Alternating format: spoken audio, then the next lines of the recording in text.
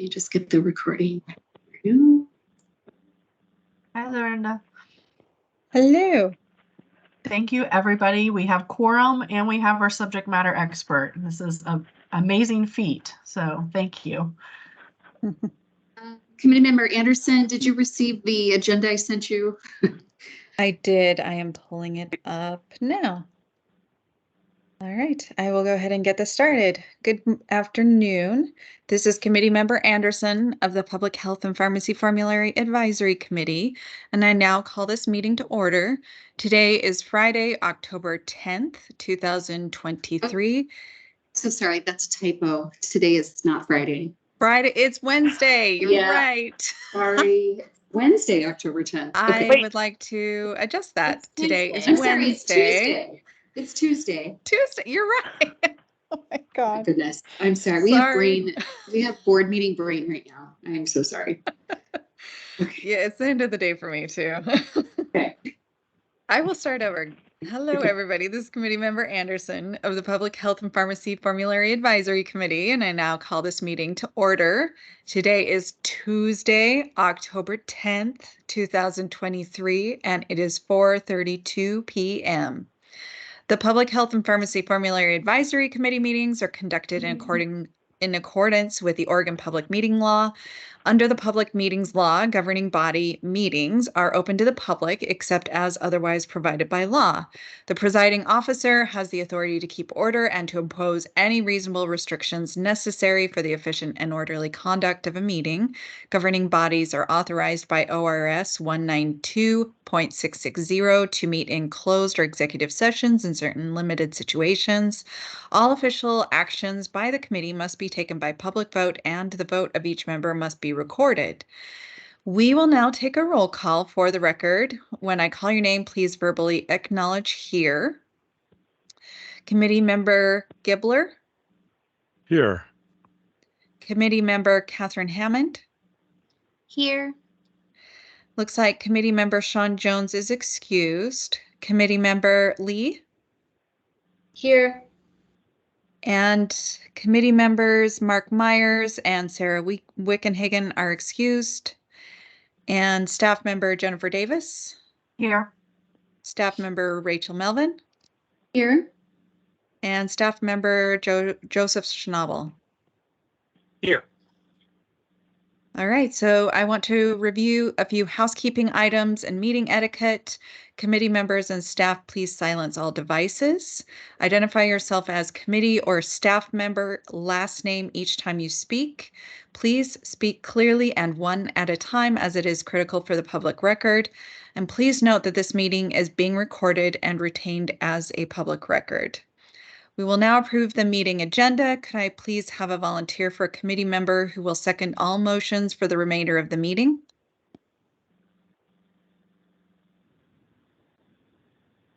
Committee Member Gibler can second. Great, thank you. So for the record, Committee Member Gibler has volunteered to second all motions for this meeting. So I, Committee Member Anderson, move to approve today's agenda. I, Committee Member Gibler, seconds that motion. All right, Committee Member Hammond. I third this motion. And Committee Member Lee. Yes. Thank you. All right, we will now review and discuss the proposed COVID-19 protocol with staff member Davis. I'll turn it over to her. Okay, I'm gonna pull it up on my screen, and I'm really gonna turn it over to our subject matter expert, Crystal Sharp, who's on the phone. Okay, well, thank you, everyone. My name is Crystal Sharp. I have been here to present vaccine protocols in the past. And last week, ACIP did make some updates to its recommendations regarding the COVID-19 vaccine, so we'll go over those today. So first section, what's new? Previously, ACIP basically preferenced Pfizer and Moderna as the preferred COVID-19 vaccine for this season. However, that has basically been retracted as Novavax has come out with their 2023-2024 vaccine. So currently, they basically recommend folks get any of the three, whatever is available to them. So there's no preference at this time, but essentially, Novavax is only approved for 12 and up. Okay, so moving on to Section 2, immunization protocol. So this was updated to include that a dose of 2023, 2024 Pfizer, Moderna, or Novavax can be received based on age. Again, it's only Novavax is only approved for 12 and up. So we removed the previous guidance surrounding Novavax, as seen there. Sorry, I'm doing this on my phone, so I apologize, I'm squinting. So Section 3, vaccine schedule. So this has been updated to read any immunocompetent person 7 through 11 who has received at least one dose of updated mRNA, so that's the Pfizer or Moderna, is currently up to date. So that hasn't really changed at all. What we have added was any immunocompetent person 12 years of age or up who has received at least one dose of updated mRNA, so again, that's Pfizer, Moderna, 2023, 2024, or who is previously vaccinated. So what that means is they have gotten at least one previous COVID vaccine in the past. They are considered to be up to date if they have gotten at least one dose of the new Novavax 2023-2024 vaccine. Any immunocompetent unvaccinated person 7 through 11 can be brought up to date with a single dose of mRNA. That, again, is not new. However, what is new is any immunocompetent unvaccinated person 12 years of age or up can be brought up to date with a single dose of updated mRNA, which again is not new, but they can receive a 2-dose series of the updated Novavax if they previously have not been vaccinated with any COVID vaccine whatsoever. I know that was a lot of information, so any questions regarding Section 3? I know it was a little clunky. If anyone has any feedback on wording to make it a little bit more clear, feel free.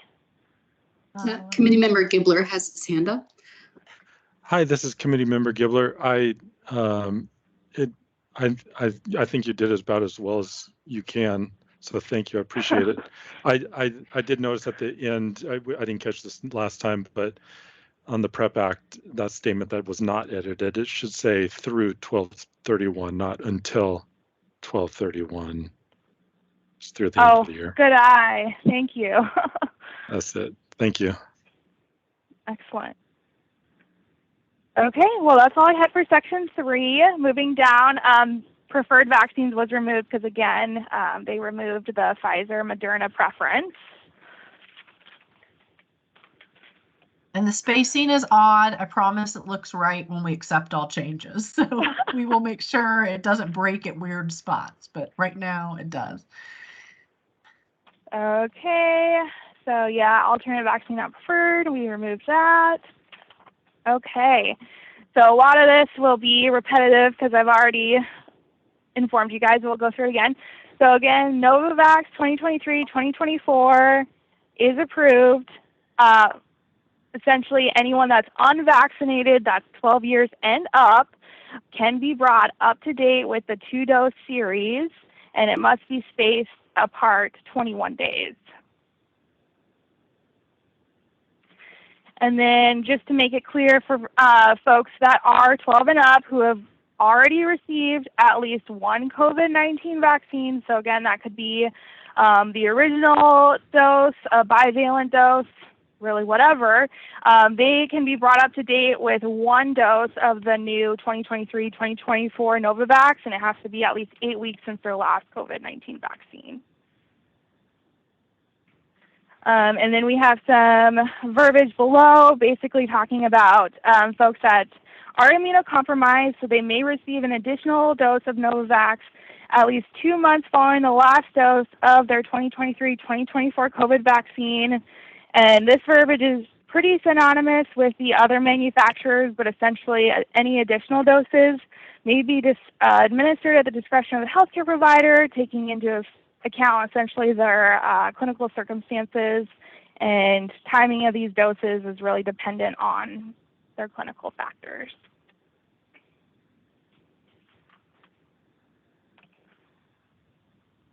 So we removed preferred vaccines because that distinction was removed.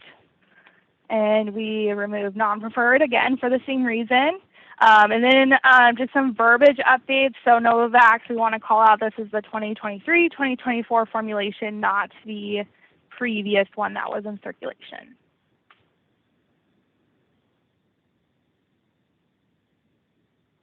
And then in this section, recommendations for use. Previously, we had verbiage surrounding Novavax not being a preferred option for folks. Since CDC did update that, that was removed.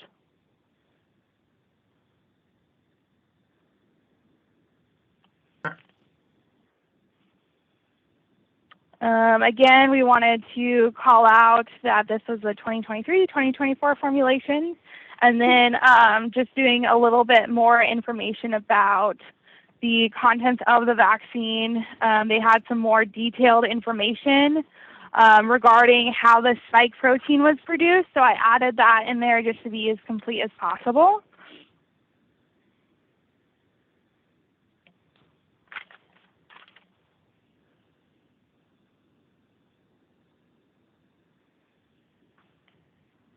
Okay.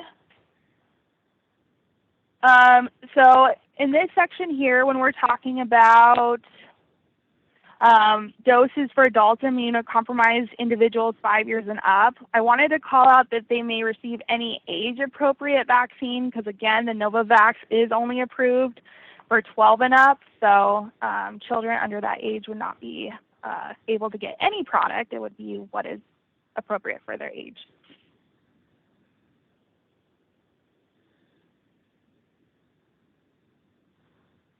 And then just some changes to storage for Novavax.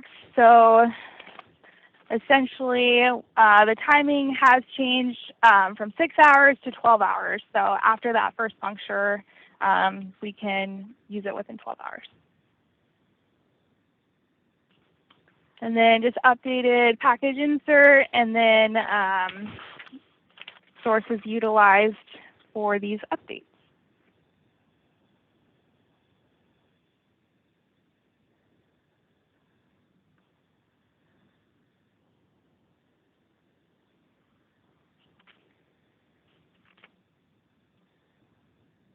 Any comments, questions, thoughts from the committee?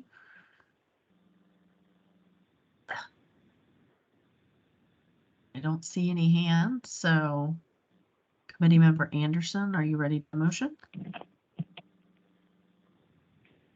Yes, I have a small screen. Hold on. All right, so Committee Member Anderson moved to recommend the proposed COVID-19 statewide drug therapy management protocol version 10 of 2023 to the Oregon Board of Pharmacy for review. This is Committee Member Gibler. I second the motion. Great. Committee Member Hammond. This is Committee Member Hammond. I third the motion. And Committee Member Lee. Committee Member Lee, fourth the motion. Awesome. Thank you, everybody. We will now have a discussion on the respiratory syncytial virus protocol. Hold on just a second while I get this pulled up on my screen. Maybe. Come on, computer. Here we go. Using two monitors.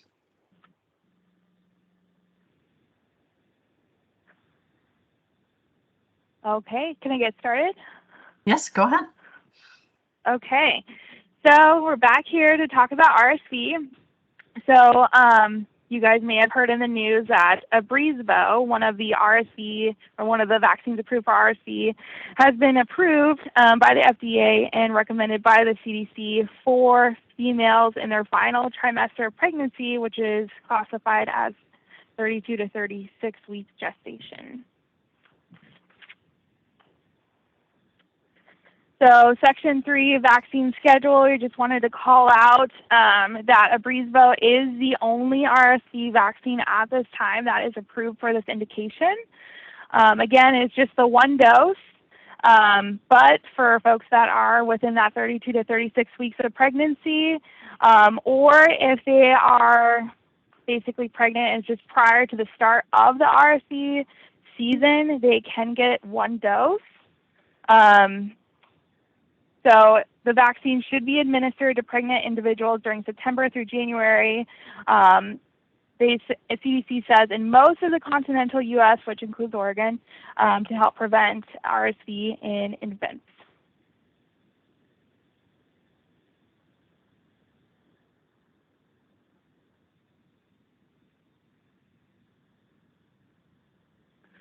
And then essentially this section is just the recommendations for use is saying the same thing. Anyone that is pregnant can receive the vaccine within at 32 to 36 weeks during their pregnancy, or they can do it in that September through January months.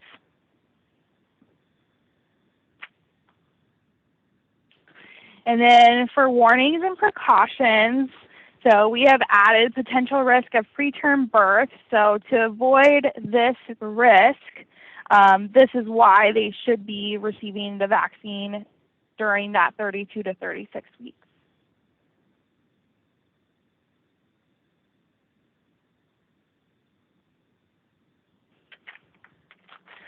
And then some other considerations that pharmacists may consider. So we have the nirsevimab, sorry, I probably butchered that.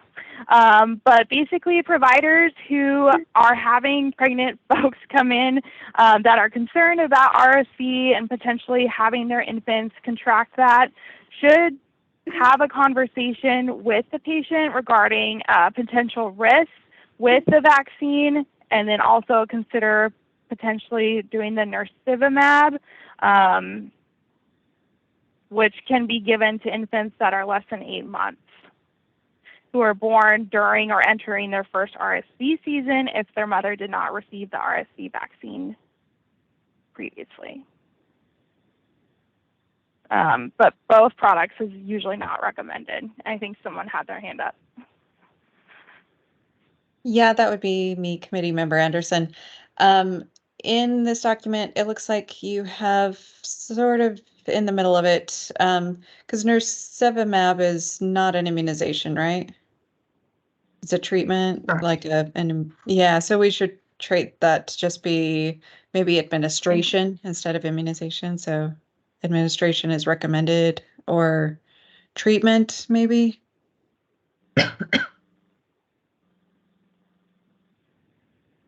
I think administration makes sense. Thanks for calling that out.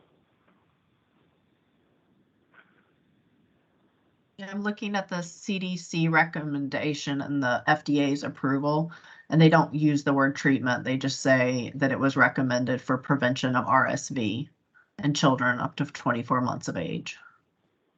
Just prevention. Okay. This Committee Member Anderson, I'm not seeing that it's mentioned, that's mentioned. Do we want to say anything like that? It's like, it's recommended for infants as a prevention.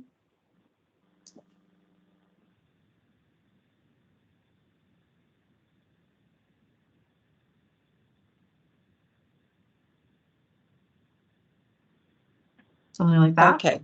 Yeah, that would be perfect. Thank you. I'm gonna pull this over so you guys see what I'm seeing, because I don't want you to. It just says RSV and neonates and infants born during entering RSV season. I can't talk. And in children up to 24 months of age who remain vulnerable. Okay.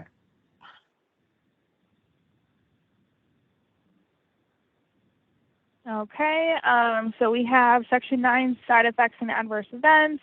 So since we're including folks that are pregnant, there is a potential risk for preeclampsia and then gestational hypertension. So those are added as well.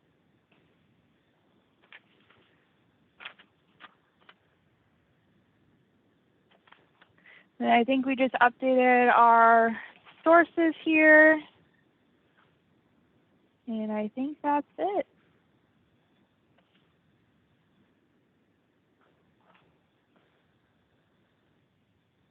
Any questions from the committee?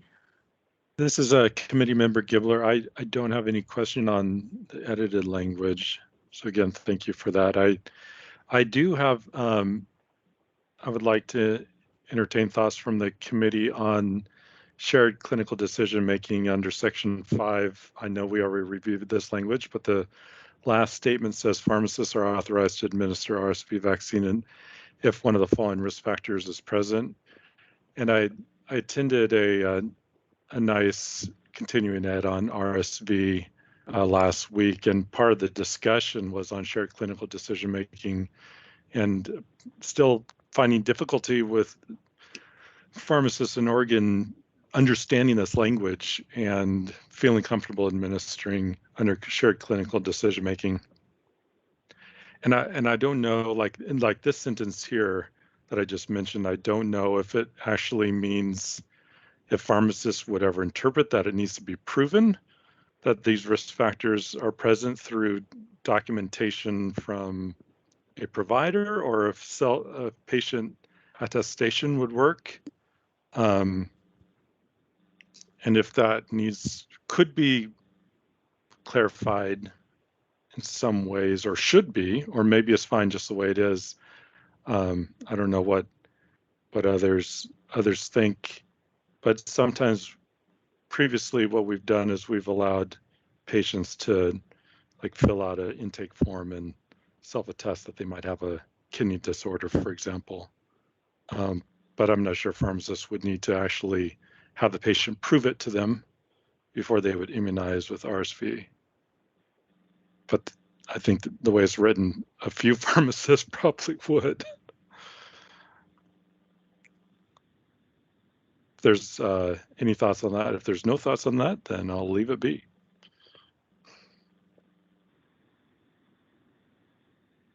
Staff Member Davis, I inserted some language for consideration. Pharmacists are authorized to administer RSV vaccine if the patient provides information that one of the following risk factors is present. And subject matter expert Sharp, I know you're probably giving this vaccine quite a bit and having these conversations on a regular basis. Did you have any thoughts? Yeah, so at this point, we're just having a conversation with the patient and basically asking them, you know, if they have any of the conditions that are listed. And essentially, if they self-attest, then we will take that information and use that as our basis for deciding if the vaccine is appropriate for them. I think this additional language here is great. It really clarifies things, and I think would make some pharmacists in our state more comfortable. I know the majority are already comfortable, but I think this would really help. So thank you.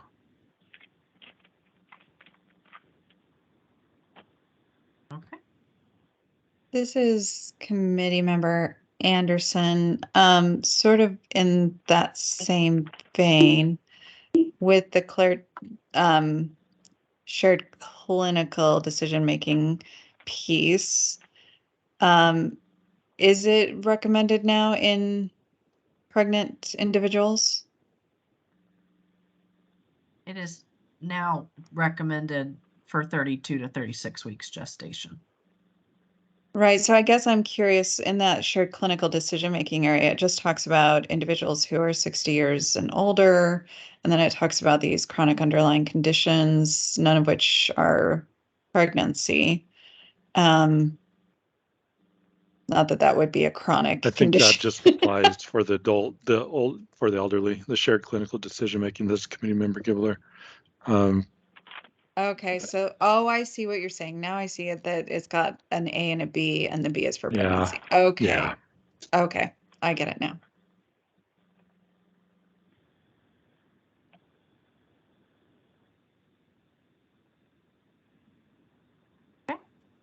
Seeing no other hands, would you like to motion committee member Anderson? Sure. I, Committee Member Anderson, move to recommend the proposed respiratory syncytial virus statewide drug therapy management protocol version 10 of 2023 to the Oregon Board of Pharmacy for review. I, Committee Member Gibler, seconds that motion. All right, Committee Member Hammond I, Committee Member Hammond, third that motion. and Committee Member Lee. Committee Member Lee, fourth the motion. All right. Thank you, everybody. I believe that this is all of the actions that we have to do today. So I, Committee Member Anderson, thank everyone for attending and move to adjourn this meeting at 4:56 p.m. I, Committee Member Gibler, seconds that motion. All right, and Committee Member Hammond